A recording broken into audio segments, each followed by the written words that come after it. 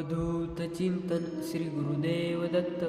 तुमच्या बेडरूममधील या 3 गोष्टी ठरतील भांडणाला कारणीभूत. लगेच फेका.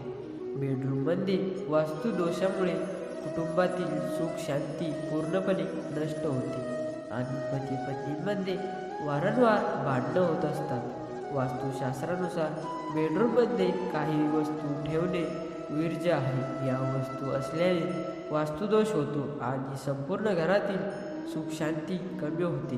तर मित्रांनो, जे स्वामी भक्त आपल्या चॅनलवरती नवीन असाल तर चॅनलला लगेच सबस्क्राईब करा आणि कमेंटमध्ये श्री स्वामी समर्थ लिहायला विसरू नका. चला तर व्हिडिओला सुरुवात करू. जोडप्यांसाठी बेडरूमचे महत्त्व विशेष आहे. त्यामुळे येथे कोणत्याही प्रकारच्या वास्तुदोषामुळे तुमच्या कौटुंबिक जीवनावर परिणाम होऊन आपल्यापासून भांडणं होतात. म्हणूनच बेडरूम वास्तुदोषापासून मुक्त असणे अत्यंत आवश्यक आहे. बेडरूममध्ये अशा काही गोष्टी असतात ज्यामुळे वास्तुदोष निर्माण होतो.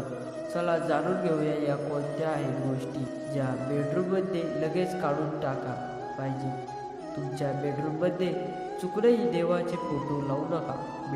पत्नी पतीमधील नातेसंबंध दर्शवते, म्हणजेच ज्योतिषशास्त्रानुसार ते शुक्र ग्रहाशी संबंधित आहे. त्यामुळे जिथे शुक्र ग्रह आहे तिथे देवांची म्हणजेच गुरु ग्रहांची उपस्थिती अशुभ मानली जाते.